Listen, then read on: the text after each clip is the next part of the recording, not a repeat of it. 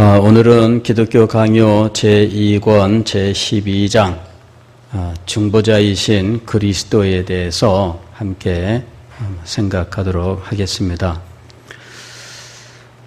사람이 하나님의 형상대로 지음을 받았고 하나님의 한량없는 은혜와 축복을 받은 존재이지만 그러나 뱀의 유혹을 받아서 타락하게 되었습니다.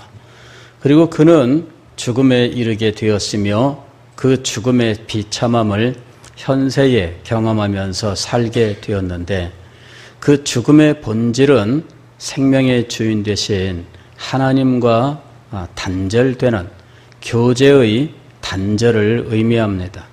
하나님과 모든 것들이 끊어짐으로 하나님께로부터 공급되던 모든 것들이 다 중단되는 것입니다. 그것이 인간의 비극이죠. 하나님께로부터 오던 모든 것들이 중단될 때 우리에게 남아있는 것은 점차로 그 비극적인 절망과 멸망으로 들어갈 수밖에 없습니다. 여러분, 왜 태양이 이렇게 비추이다가 태양빛이 사라지게 되면 이 태양빛이 중단되어 버리면 우리 몸에 심각한 장애가 나타나게 되어 있어요. 햇볕을 받지 못하면 우리 몸에서 가장 먼저 나타나는 것은 비타민 D를 형성하지 못해요.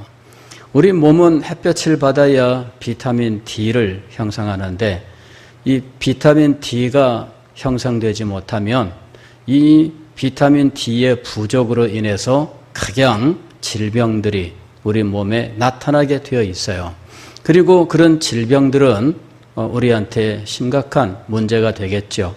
그로 인해서 가지가지 아픔과 고통, 불편함을 겪을 수밖에 없어요. 자, 이렇게 태양빛이 중단되어도 오늘 우리는 심각한 장애, 그리고 그로 인하여 우리의 삶의 질은 말할 수 없이 악화될 수밖에 없다는 거예요. 그런데 태양 정도가 아니라 우리의 존재의 근원이 되는 하나님, 우리의 생명의 근원이 되시는 하나님과 단절된다면 어떻게 될까 하는 것입니다. 그 결과는 오늘 우리들이 직접 목도하고 우리가 직접 경험하고 있는 거예요. 인간들의 삶에 있는 이 모든 비극들, 여러분, 이것은 하나님과 단절되었기 때문이에요. 그러나 하나님께서는 이 단절된 자들을 회복시키기를 원하셨던 것이지요. 그래서 하나님이 회복의 길을 열어놓으셨는데 우리는 그것을 구원의 계획이라고 이야기하는 겁니다. 하나님께서는 우리를 하나님과 다시 교제하는 자로 회복의 계획을 세우셨어요.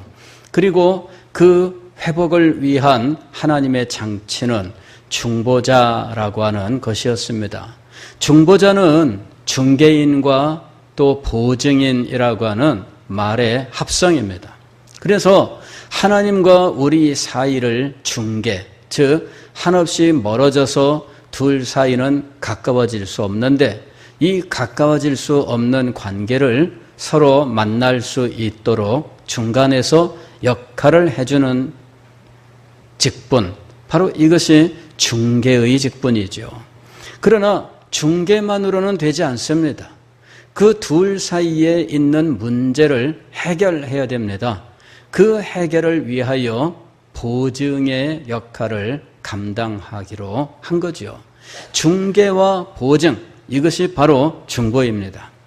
오늘 우리가 읽은 디모데전서 2장 4절로 6절까지는 바로 이 중보의 직분을 가지신 그리스도에 대해서 말씀하십니다. 하나님은 모든 사람이 구원을 받으며 진리를 아는 데에 이르기를 원하시느니라. 두 가지 사실을 하나님이 원하셔요. 하나는 구원을 받아야 되는 것, 다른 하나는 진리를 아는 것이죠. 그런데 이 두 가지는 두 가지가 아니라 실상은 하나입니다. 진리를 알아야 구원을 얻을 수 있고 구원을 얻었다는 것은 진리를 안다는 거예요. 이 진리의 가장 핵심, 그리고 우리에게 구원을 일으키는 이 근본적인 원인은 5절 말씀에 있는 이분입니다. 하나님은 한 분이시요 또 하나님과 사람 사이에 중보자도 한 분이시니 그 사람이신 그리스도 예수라. 중보자이신 분이 바로 우리의 구원의 근거가 되는 거예요. 6절 말씀 보면은 그가 모든 사람을 위하여 자기를 대속물로 주셨으니 기약이 이르러 주신 증거니라. 모든 사람을 위하여, 이것이 바로 하나님의 목적이기도 하며 중보자이신 그리스도의 목적이기도 한 거예요. 하나님께서 왜 중보자를 세우셨느냐? 우리를 위하여, 모든 사람을 위하여입니다. 하나님께서 왜 그리스도를 이 땅에 보내셨는가? 우리를 위하여였습니다. 왜 하나님께서 구약과 신약이라고 하는 구원의 역사를 우리에게 계시하셨는가? 우리 모든 사람들을 위하여, 우리에게 가장 좋은 것, 가장 선한 것, 가장 아름다운 것, 가장 기쁘고 즐거운 것을 위하여 하나님께서는 이 모든 일들을 준비하시고 행하셨다는 거예요. 이 중보자에 대한 이 모든 일들은 기약대로라고 6절에서 말씀하셔요. 기약이 이르러 주신 증거니라. 기약이 이르러, 이건 뭐냐면은 약속한 때가 되어, 이런 말입니다. 기약이라고 하는 말은 이 때를 약속한 걸 말하는 거예요. 그 기라고 하는 것은 그 때를 말하는 거예요. 그 정확한 때. 그래서 기약이란 말은 이거는 분명히 어떤 때가 정해져 있는 약속이에요. 그 때가 이르러 하나님께서 우리에게 중보자를 보내신 거죠. 그리고 그 중보자를 통해서 우리는 구원을 얻는데 중보자에 대한 지식을 분명하게 알아야 됩니다. 알지도 못하는데 뭐야 이러면서 다른 사람들이 들어가는데 우르르 딸려 들어가서 구원받는 일은 없습니다. 어떤 분이 그런 얘기를 하셨다고 그래요. 부인은 교회를 잘 다니는 집사님이신데 잘 믿는 신실한 분이에요. 남편은 교회를 안 다녀요.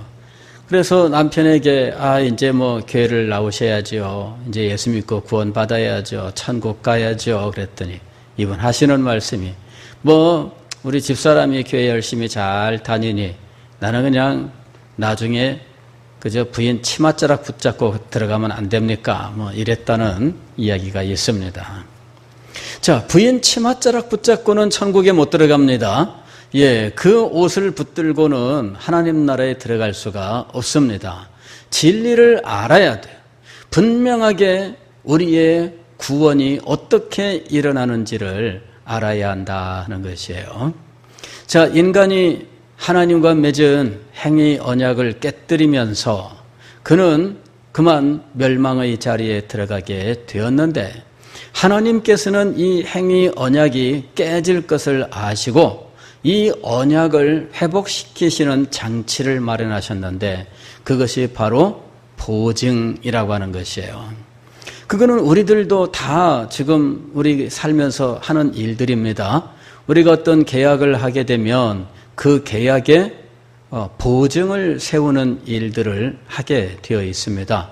그래서 이 보증이라고 하는 것은 담보라고 하는 말과 같은 말이에요.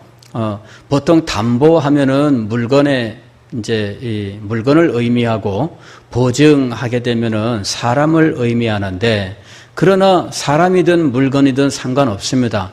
그 두 개 모두 담보라고 부르는 것인데 이것은 무슨 일을 하느냐면 계약이 깨질 때 그 계약에 그 약속된 것들을 변제하기 위하여 세우는 것이 담보예요. 그리고 그 담보로 인해서 그 계약을 결국은 계약으로 인해서 손해보게 되는 쪽이 손해를 모두 회복하게 되는 거죠.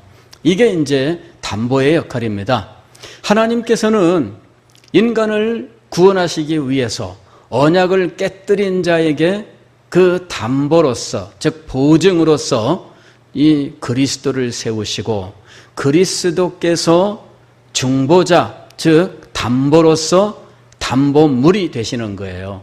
그리고 담보물로 자기의 생명을 드림으로 죄인들이 다시 하나님과의 관계를 회복하는, 즉 하나님과의 계약을 회복하게 되는 이런 일을 하나님이 작정하신 거죠.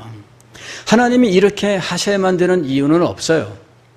하나님이 이렇게 하셔야만 되는 필연적인, 논리적인 이런 어떤 근거는 없습니다. 하나님이 왜 죄인들을 살리기 위하여 담보물을 제공하셔야 되느냐? 그거는 하나님이 그렇게 하셔야 될 만한 아무런 법적인 근거도 없고 논리적인 근거도 없습니다. 순전히 이것은 하나님께서 우리들을 사랑하셨기 때문에 행하신 일이에요. 순전히 하나님의 자비와 긍휼로부터 비롯된 것이라는 거죠. 죄인들의 구원이란 하나님이 그렇게 하셔야만 되는 어떤 그 하나님이 그렇게 하실 수밖에 없는 그런 어떤 근거가 존재하지 않아요. 죄인은 그냥 멸망당할 뿐이지 죄인 때문에 하나님이 그렇게 하셔야만 되는 이유는 없습니다. 그런데도 하나님께서 그 일을 하셨습니다. 이유는 무엇일까요? 그것은 하나님의 사랑, 하나님의 사랑.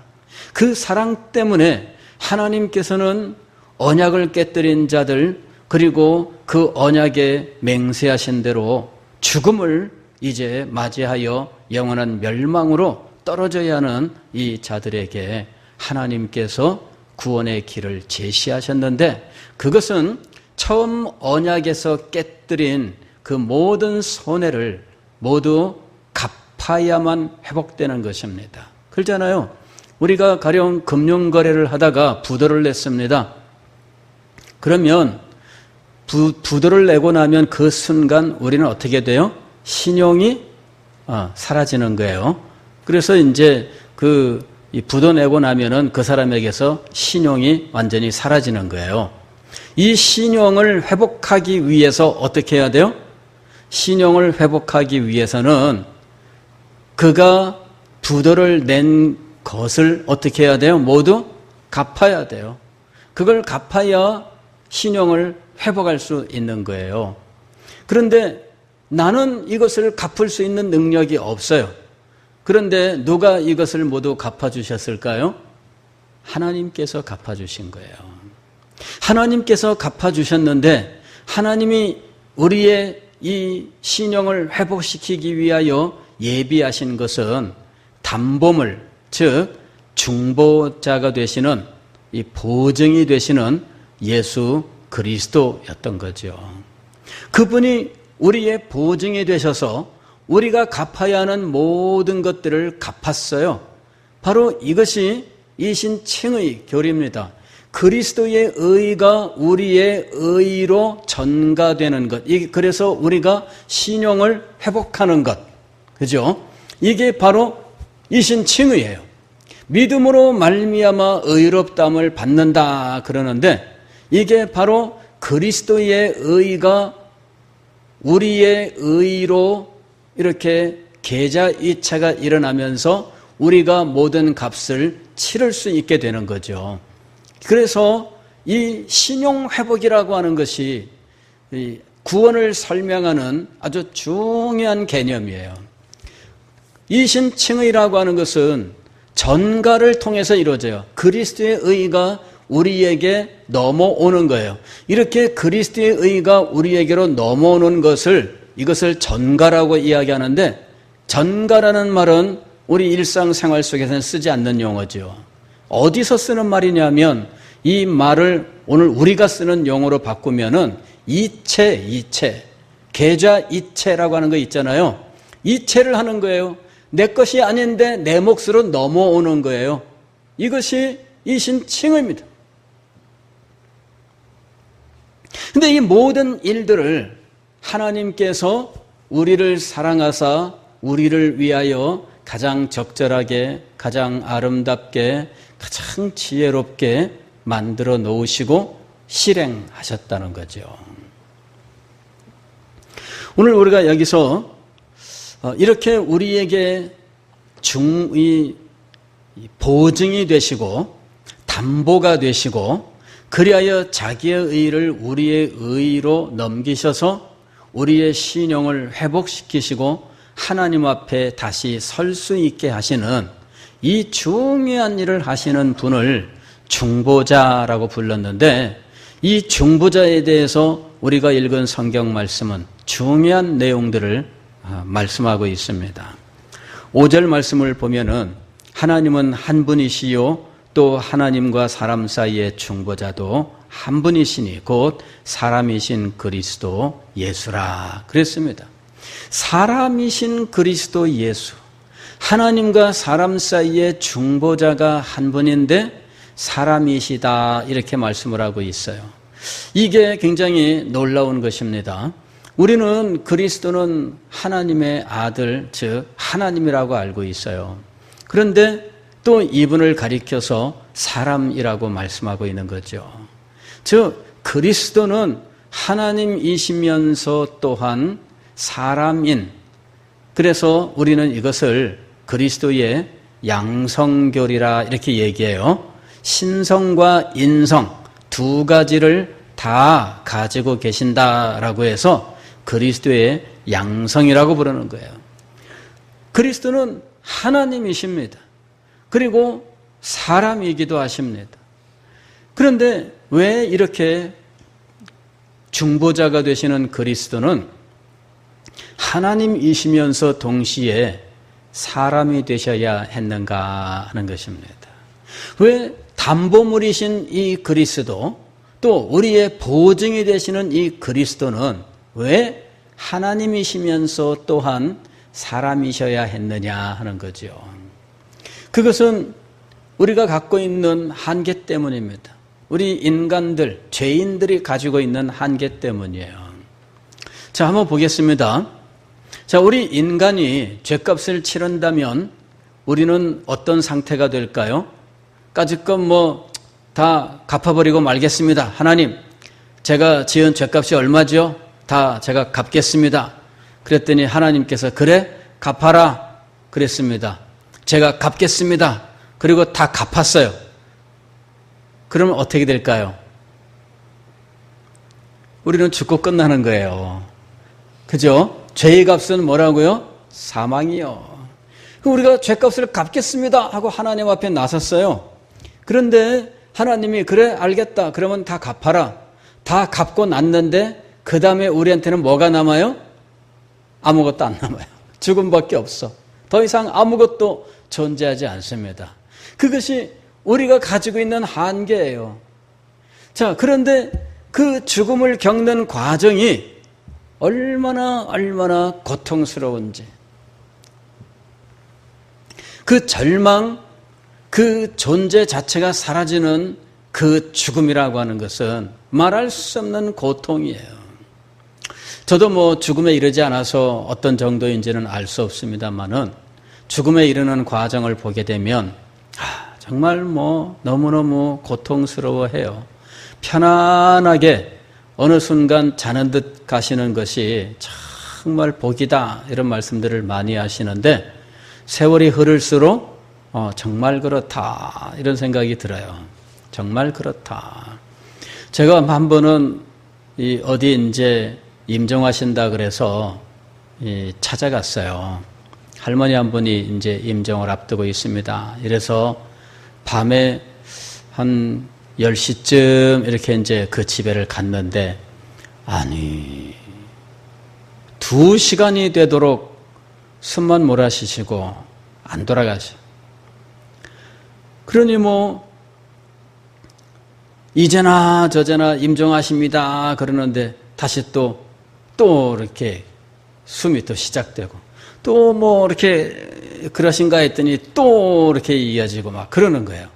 그래가지고요, 아침까지 가셨어, 아침까지. 그거 가서 한 3시간 이렇게 있었나요? 밤 12시 넘어서 1시가 됐는데, 그러면은 이제 돌아갔다가,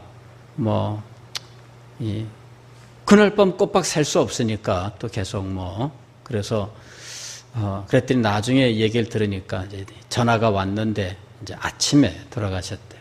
그러니 그 과정이 얼마나 힘들고 어렵겠어요. 그런데 그런 그 과정에 이분이 의식이 있다면 아마 못 견딜 거예요. 그죠? 예, 의식이 있다면 못 견딜 텐데, 이분이 이렇게 의식은 없어 보여요. 의식은 없어 보여요. 그런데 정말 의식이 없느냐? 그거는 우리가 확인할 수가 없습니다. 불러도 대답을 안 하는 것 뿐이지, 본인이 대답할 수 있는 힘이 없든지, 대답할 수 있는 곳까지는 이 기능들이 지금 작용하지 않지만, 그러나 귀로는 다 듣고 있을 수 있거든요. 실제로 그런 일들이 많습니다. 꼼짝 못하는데 귀로는 듣고 있어요. 그러는 그 나중에 식물인간 상태에서 깨어났던 사람들 이야기도 들으면은 들리긴 다 들렸어요 이러는 말하는 사람들 많습니다. 예. 여러분, 이게 굉장히 힘들고 어려운 거예요. 정말 힘들고 어려운 문제예요. 제가 모시던 목사님이 위암으로 돌아가셨어요. 그런데 그 목사님 하나님께 가는 그 자리에 이제 같이 있었어요. 그 병원에서, 그 병실에서 임종 순간에 같이 있었는데, 그 가족들, 교역자들, 이제 침상에 병상에 둘러서 찬송 부르고 기도하고 그러는데, 그냥 몸이 열이 펄펄펄펄 나죠. 그러니 그냥 발바닥 주물러주고, 손 주물러주고, 그러면서 부르고, 들리세요? 예수님 바라보세요? 그러는데요. 나중에 아무런 반응이 없다가, 나중에 임종하시는 그 순간에, 주여 그러시더라고. 그때까지 깨 있었던 거예요. 다 말도 못하고 반응은 못하지만, 주여 그러시는데, 다들 예수님이 찾아오셨나 보다. 왜냐하면은 우리 요한복음 14장에 보면은 내가 다시 와서 너희를 나 있는 곳에 영접하여 나와 함께 있게 하겠다라고 말씀하시는데, 거기서 내가 다시 와서 너희를 영접하여라고 하는 이 말씀을 가지고 임종의 순간에 예수님께서 자기의 백성을 영접하신다 이렇게 말씀을 합니다. 근데 그 순간에 정말 주님을 부르는 거예요. 그래서 이분이 지금 이 마지막 숨을 거두는 그 순간에 정말 예수님을 바라보며 정말 주님을 부르고 있구나라고 하는 사실을 주변에 있는 모든 사람들이 다 확신하고, 그리고 참 그 안타까움과 슬픔 속에서도 다 같이 위로를 얻었어요. 이분이 이 마지막 순간에도 주님을 부르는구나. 그때 분명히 예수님께서 이 목사님을 영접하셨을 것이다. 다 같이 그렇게 믿으면서 위로를 얻게 되었습니다. 여러분, 죽음이라고 하는 것은 참 힘들고 어려운 과정이에요. 너무나 힘들고 어려워요. 성도들은 이 죽음이 형벌이 아니라 할지라도, 여러분, 형벌은 아니라 할지라도 이것을 겪는 것은 정말 힘들고 어려운 일입니다. 정말 고통스러운 일이에요. 여러분, 내가 다 갚겠습니다.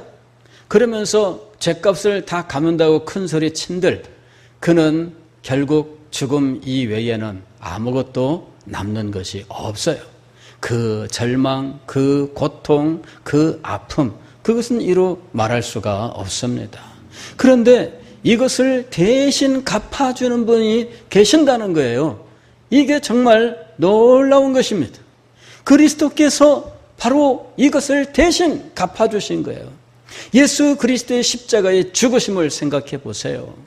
십자가 위에서 죽기까지 예수 그리스도의 그 아픔과 고통, 오전 9시에 십자가에 매어 달리면서 오후 3시까지 6시간 동안에 걸쳐서 십자가 위에서 이루어졌던 그 고통. 여러분 얼마나 비참하고 처참한 일인지 모릅니다. 그것은 바로 우리의 죽음의 그 비참하고 처참한 모습을 우리들에게 보여주고 있는 거예요. 그런데 그 죽음을 당하시면서 우리의 죄값을 대신 치르기 위하여 그리스도는 사람이 되셔야 했습니다.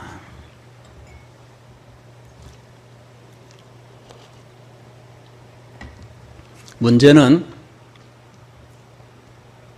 그리스도도 죽음으로 모든 것이 끝나버리셨다면 우리에게는 죽음을 면하는 그거는 있는데 다시 하나님 앞에 서는 일은 일어나지 못해요. 그러니까 죽음을 면하기는 했는데 살아도 산 것이 아닌 상황이 되어버리고 말아요. 그래서 그리스도는 우리를 하나님 앞에 세우시기 위하여 우리를 하나님 앞에 거룩하고 영광스럽게 세우시기 위하여 다시 살아나셔야 했다 하는 것입니다. 다시 살아나신다는 것은 죽음을 정복하신다는 것인데 죽음을 정복하는 것은 하나님이 아니시면 안 됩니다. 왜 그리스도는 하나님이셔야만 했느냐? 누군가 대신 우리를 위하여 죽는 것만으로 왜 문제가 해결되지 않느냐는 거죠. 죽음을 정복하여 생명을 주고 하나님 앞에 의롭게 세워야 하기 때문이에요. 그래서 그리스도는 하나님이 되셔야 한 것이죠. 왜 그리스도는 사람이시며 하나님이셔야 했느냐? 사람이셔야 우리의 죄값을 온전히 갚을 수 있는 거예요. 사람이 아니라면 우리의 죄값을 다 갚을 수가 없어요. 여기 한 사람의 생명 대신에 어떤 사람이 이렇게 얘기를 합니다. 자, 여기 당신의 그 목숨, 여기 이 사람의 목숨 값으로 소 100마리를 내놓겠습니다. 한 사람 대 소 100마리. 그러면은 생명의 값이 치러질 수 있을까요?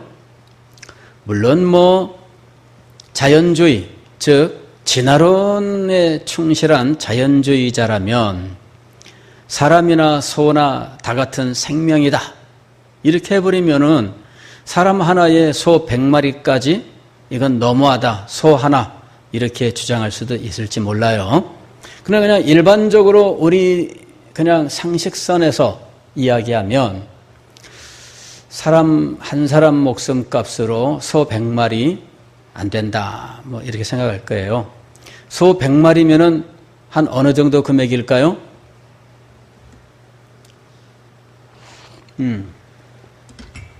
아마 상당한 소 한 마리 보통 얼마나 갈까요?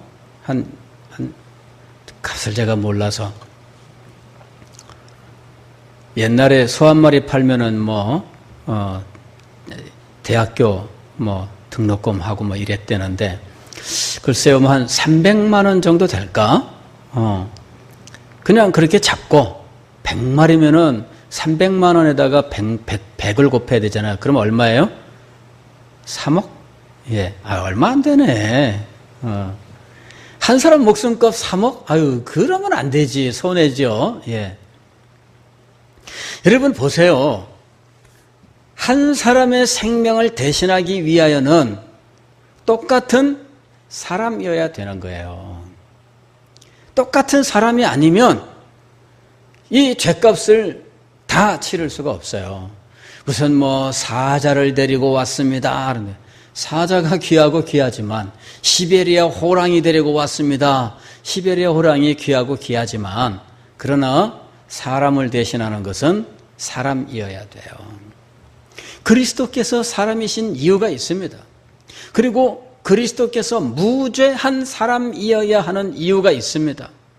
그리스도는 죄는 없으시니라. 모든 일에 우리와 같은 분이로되 죄는 없으시니라. 왜냐하면 죄가 있다면 자기의 죄값만으로도 더 이상 아무것도 감당할 수가 없어요. 죄가 없는 분이어야 죄인을 대신할 수 있지, 그에게 죄가 있다면 더 이상 죄인을 대신할 수 없습니다. 왜냐하면 죄인으로 죄인을 대속할 수 없기 때문이에요. 죄인은 죄인을 대신할 수 없습니다. 의인이어야 죄인을 대신할 수 있는 거예요. 그래서 그리스도는 죄가 없으신 사람이어야 한 거죠. 그러나 사람 그대로라면 당신도 죽음으로 모든 게 끝나버리고 맙니다. 죽음을 정복해야 우리에게 부활을 주고 죽음을 정복해야 우리에게 영생을 줄 수 있는 겁니다. 죽음을 정복해야 우리가 살 수 있는 것입니다. 그래서 하나님이셔야 마땅했던 겁니다. 그리스도는 우리의 중보자로서 하나님이시면서 사람이셔야 했습니다. 그리고 이분이 중보자로서 하나님과 사람 사이를 연결하는 일을 해야 하는데, 하나님으로서 하나님과 교제하며 인간으로서 인간과 교제하여 하나님과 인간 사이를 연결하는 일을 행하신 거예요. 그래서 중보자로서 참 하나님이시면서 참 사람이 되셔야만 했다 하는 것입니다. 참으로 놀라운 것이죠. 어떻게 하나님이시면서 사람이실 수 있을까? 이것이 그리스도의 신비예요. 어떤 사람들은 그리스도의 이 신비를 받아들이지를 못했어요. 그래서 그리스도의 신성만을 믿고 그리스도의 인성을 믿지 않는 사람들도 있었어요. 어떻게 하나님이 육신을 입을 수 있느냐? 이거는 말이 되지 않는다. 그리스도는 하나님이시고 육신은 입지 않으셨다. 그러면 그리스도는 분명히 사람들 눈에 보였는데 그러면 뭐냐? 그거는 그냥 유령 같은 것이다. 이렇게 얘기한 사람들이 있어요. 그러나 유령인데 어떻게 주무셔야 하고 배고프시고 뭐 그런 일들을 겪으시냐고요. 내가 시장하다 그렇다는 말은 육신을 갖고 있다는 말인데, 유령이 내가 배고프다 그럽니까? 물론 뭐 우리나라 제사 드리는 분들은 그런 식의 말을 하는 경우가 있어요. 제사도 안 드리면은 조상들이 그걸 이 제사밥을 못 먹어서 삐쩍 마르고 뭐 이런 식으로 이야기하는 사람들도 있어요. 그러나 유령이 뭘 먹고 무슨 살이 찌고 말고예요. 예. 그리스도는 분명히 사람이에요. 그리스도의 사람 되심을 믿고 하나님 되심을 믿지 않는 사람들도 있었어요. 그리스도는 하나님의 아들이라고 했지만 하나님이시기 때문에 하나님의 아들이라고 부르는 것이 아니라 그냥 양자로서 하나님의 아들이 되신 것이다. 이렇게 주장을 한 거예요. 그리스도는 사람이시다. 그리고 하나님의 아들이시다. 그런데 하나님의 아들이신 이유는 하나님이시기 때문에 하나님의 아들이 아니라 이는 내 사랑하는 아들이요 내 기뻐하는 자라. 세례받을 때에 하늘에서 음성이 들렸어요. 그때 하나님의 아들로 양자가 되셨다라고 하는 거죠. 그 양자됨으로 인하여 하나님의 아들이라고 부른 것이지 하나님이시기 때문에 하나님의 아들이라고 부른 것이 아니다라고 하는 거예요. 그래서 이렇게 그리스도의 하나님 되심을 부인하는 사람들도 있었고 그리스도의 사람 되심을 부인하는 사람들도 있었습니다. 그러나 중보자의 자격을 생각할 때 그리스도는 분명히 하나님이시면서 사람이실 수밖에 없습니다. 또 어떤 사람들은 그리스도께서 육신을 입는 이 일은 하나님의 작정 속에 당연히 존재하던 것이다. 이렇게 이야기를 해요. 그렇게 해서 그리스도께서 육신을 입으시는 이것은 하나님이 인간에 대하여 최종적으로 작정하신 것인데 그것이 최종적인 하나님의 형상이다. 이렇게 주장을 한 사람이 있었어요. 그래서 그리스도가 하나님의 형상의 본래 모습인 거예요. 하나님의 육신을 입은 하나님. 그래서 하나님의 형상은 바로 육신을 입은 모습으로 나타나는 것이다. 이렇게 주장을 한 사람들이 있었습니다. 그러나 그것도 성경의 가르침과는 다릅니다. 왜냐하면 그리스도께서 인간이 되신 이유는 죄인들을 구원하고자 하셨던 것이지 하나님의 창조의 완성으로서 육신을 입고 오신 것은 아니기 때문입니다. 하나님이 창조의 완성으로서 그리스도 육신을 입으신 그리스도를 인간의 최종 완성된 상태로 하나님의 형상의 최종 모습으로 작정하시고 그렇게 행하신 것이 아닙니다. 그리스도가 육신을 입으신 것은 창조 때문이 아니라 무엇 때문이에요? 죄인을 구원하시고자 하신 겁니다. 죄인들의 죄값을 치르고 죄인들을 구원하기 위해서 육신을 입으신 것이지 하나님의 형상이라고 하는 그 창조의 목적에 의해서 그리스도께서 육신을 입으신 것이 아닙니다. 우리 모든 죄인들을 위하여 그리스도는 육신을 입고 이 땅에 오셨고 그리고 그 육신을 입으심은 필연적인 것이 아니라 하나님의 사랑으로 말미암아 하나님께서 지혜로서 육신을 입고 오시도록 하셨던 거예요. 이 모든 진리들을 우리들이 분명히 잘 알아야 됩니다. 그리스도께서 육신을 입으셔야 하는 필연적인 이유는 없습니다. 오로지 하나님의 사랑, 우리를 위하신 하나님의 은혜, 바로 그것 이외에는 그리스도께서 육신을 입으신 이유가 없습니다. 그리고 육신을 입으신 목적은 죄인들의 죄값을 다 치르기 위해서였어요. 그 일을 위해서 사람이 되셨던 것이지요. 그러나 하나님으로서 모든 죄를 정복하고 죽음을 정복해서 우리를 하나님 앞에 정결한 자들로 세우시고 우리에게 생명의 은혜를 허락해 주셨던 것입니다. 우리에게 이 중보자가 계십니다. 우리는 이 중보자를 늘 마음에 모시고 사랑하고 또 중보자에게 충성을 다할 수 있기를 바랍니다.